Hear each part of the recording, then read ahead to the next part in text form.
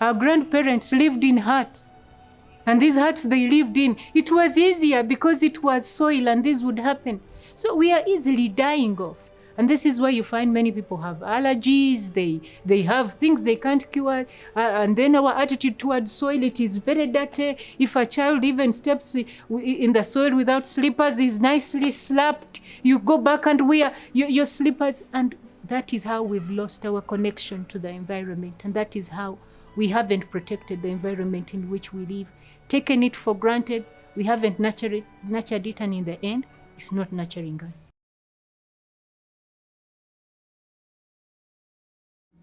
Now in the African condition, there are formulas. Like I usually say that human life is very predictable. And everything around and surrounding a human being is really a calculation. And you can predict human tendencies, and you can be able to actually study them and see the pattern it creates. So the Seasons of African Holistic Development was made basing on this formula that seemed to reoccur in most African countries. After a certain period of time, there is a way they seem to act, and then it goes on and goes on in a particular way. And also it's part of these conditionings of the perspectives and attitudes they've gotten, like in the previous questions, partly. But also, as part of dividing out this formula, we've got season 1, which is the hope and dream of redemption. And then season 2 is living the dream and the choice of alternative paths. Season 3 is termed as great expectations. Now in season 1, this is what happens according to what we studied. This period usually takes some time. This one is usually undefined because it depends on how much these people within the community, within the African communities, feel pressed. And they always say that there is a pressing condition, human condition, that causes people to seek out leaders that will make their living conditions a little bit different. These pressing conditions have a lot to do with poverty. Poverty has been just changed in degree, but it's still more or less relatively poverty. And sometimes even more poverty than what used to be. And although the circumstances around indicate now we have electricity and we didn't have electricity before, in the times when there was no electricity, you would not find a beggar on the street, which you find today within most African countries. You have children begging on the street and they are walking. And there was no electricity as it was during this time. So when you're comparing about poverty, it is more or less relative, coming to talk about it in that regard. So I'm giving it as an example, as one of those conditions that are pressing, that people would always think, just like I'm saying change of leadership means development in the previous one. If we change a leader, then this one will answer our problems very fast. In 1962, when Uganda got independence, Kakonge, he was a UPC secretary by then. He wrote a speech on Independence Day, which is hardly read out. He said in one of the paragraphs that independence has arrived, but we have to run where other people have walked. We have inherited a lot of social monsters, and we cannot afford to keep the people's pulse down by slogans, which actually are supposed to make them calm. These people are so desperate. They've had an overdose of exploitation. They will try to find leaders who will answer their problems in much quicker ways than we can. This is a man talking in 1962. And he said, we have to use a lot of intelligence and consciousness to combat these social monsters. This was Kakonge trying to talk about these issues. So from Kakonge we get that these problems, 1962, Uganda made 60 years. The problems are still there, relatively. And we shall later understand why these problems are there. They are there because of our conditioning that we have gotten right from the times of independence, which make us think that once people are voting peacefully, then poverty will go away. It doesn't matter whether you're not fighting or whether you're standing in your door and pressing a machine and you're voting the right person. Poverty is poverty. It has to have systems of what handles it. and we need to look at the human problems, like I said earlier, in ways really that really solve the problem. Otherwise, talking about democracy, I'm not saying I am for these things, but I'm saying let us give and talk about the things we haven't talked about from a long time ago. And during this season 1, people get an overdose of this poverty. The pressing conditions become too much. The cost of living in a modernized and changing world become too hard for them to bear. There are no industries in the villages. People don't have money in those kinds of conditions. So it's even pointless to tax them, but they are dying every day. They are going to hospitals. They're asking them for money they cannot afford. So the pressing conditions become too much. They begin hoping and dreaming for redemption. They hope for a savior. They begin to almost denote godlike qualities to a leader. And this is when politics becomes like a cult. People believe that when someone comes, magic is going to come. Food will automatically appear on the table. Everything is going to be fine. If they didn't have money, somehow they're going to have it in their pocket. And it is unrealistic. But in psychology and human science, people dream like that when they have been overpressed. They lose the reality and they tend to see a leader as a god. So they denote the management systems to leadership. And in a way, they put so much on a leader. But all they are saying, the leader also rises in that situation and puts these people together to rise against this regime so that they make a change. So season 1 is called the hope and dream of redemption.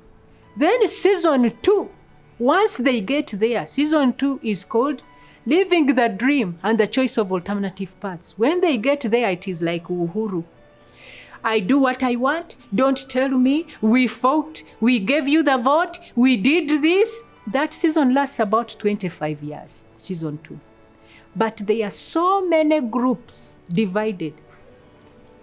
Political leaders, members of parliament, multi-parties, NGOs, humanitarian groups, musicians, sports clubs, women's clubs, children, the disabled, the army, it is all kinds of religious leaders. They are all divergent. And everyone is different. All these are not within the central system. And usually the government has the legislature, which makes laws, and it has the parliament, and then it has presidency. Those are the 3 boards that rule government. I think I said them more or less in the right kind of way. The people who make laws, which are the parliament, the judges, the judicature, and then there is the top, which is the presidency. So you see, these are the structures of government, the 3 main bodies of government. In all that, where do the musicians go? In all that, where do the cripple go? In all that, where do the old people go? In all that, where do the youth and children go? In all that, where do humanitarian organizations go? In all those structures, where do the religious people go? Now you find, even in religious matters, they'll begin talking politics during campaigns. Because there is no system that actually accommodates and brings them more or less together. So in season 2, any society which is divided against itself is called an anarchical society, meaning it is unruly. So today, the leaderships will align with one faction, and then they need alignment with the other. Because all these groups are not within a system, they usually take advantage of this. And this is how it was handed to us with colonialism. And really, this is also part of a development perspective. We've not been able to sit down and say, these systems are not here. Let us find a way where we accommodate them so that these leaders will not be there. Otherwise, we won't need a musician to become a politician. We don't need a lawyer to become a politician. We will have representatives and benches of people that are able to explain to us this. Otherwise, when we leave them on the outside, it means they will always be the leaders who will poke the leadership and cause instability. So you find after 25 years, that expires. They go back to season 1. They never transcend to great expectations, where they look at all the intangible and intangible elements of national power. The tangible elements of national power, I talked about them in part 3 and part 2. Bringing these issues which are humane and that are for holistic development to the table and living there. We never get to season 3. We rotate on that. We cause so much political cohesion.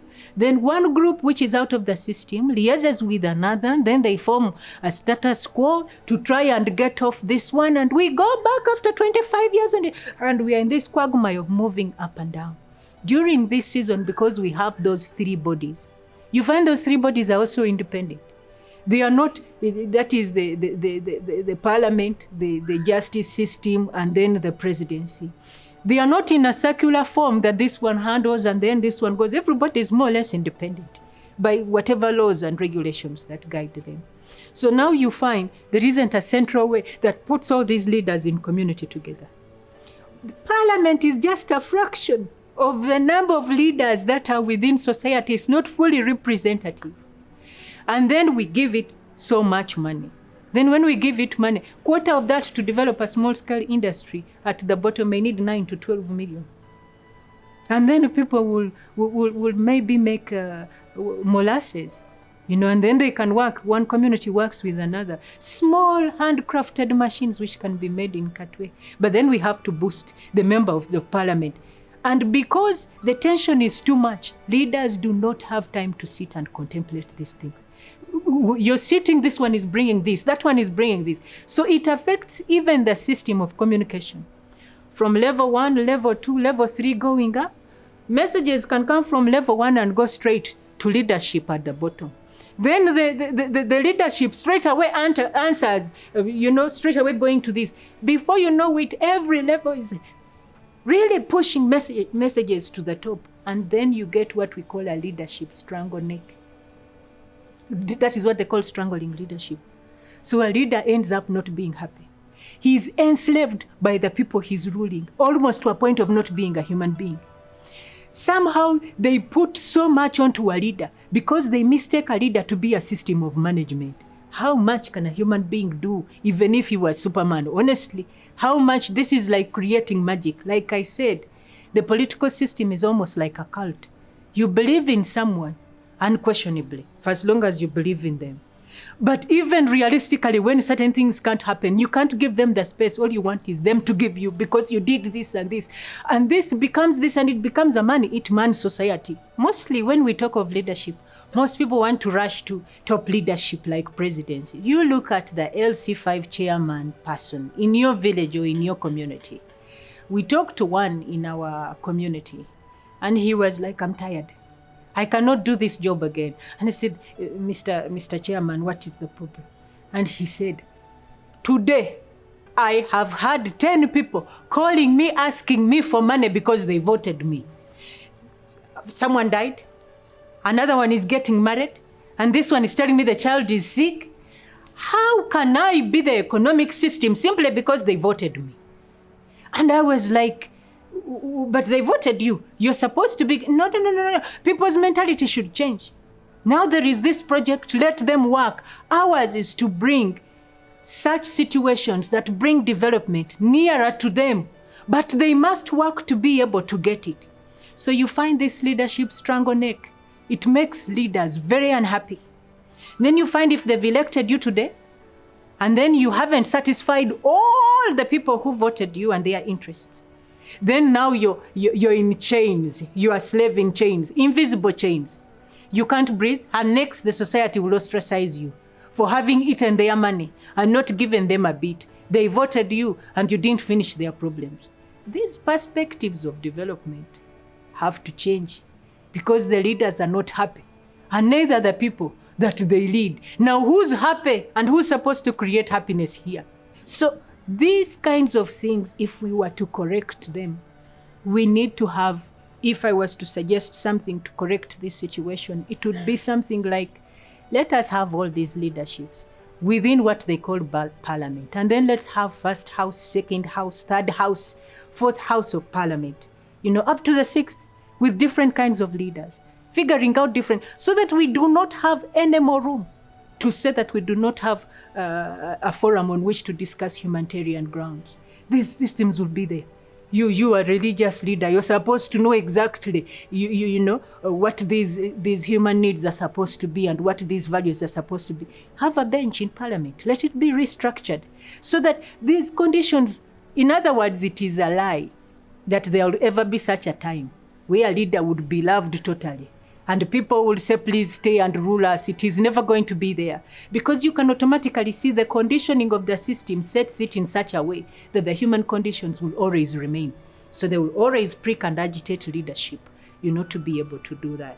And this is the view that I have in as far as the seasons are concerned.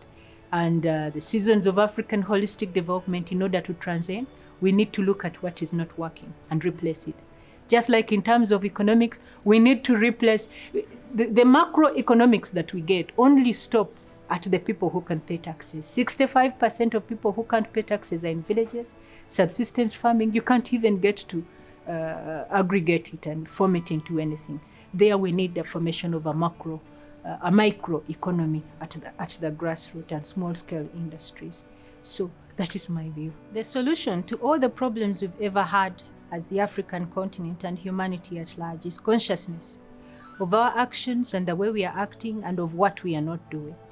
Through this series, we are trying to create that awareness, and it is a privilege to Africa for once to look at projects within the soil support structure system that really help us activate our DNA and help us to live on the planet in a most cooperative and sustainable way. We thank you very much for following us through all these series, and we request that you press the subscribe button in support of this, because you too can be a participant in creating more awareness and making the world a better place. Or press a thumbs up, please share, or place a comment. And thank you very much for helping us to create more awareness. There has never been a time like this in Africa, where we can only contribute to human life and sustenance by simply being who we are created to be, using the tools that we are naturally given through agriculture, and understanding how best we can save the entire human race as we go on into the rest of the world and our lives. Thank you very much.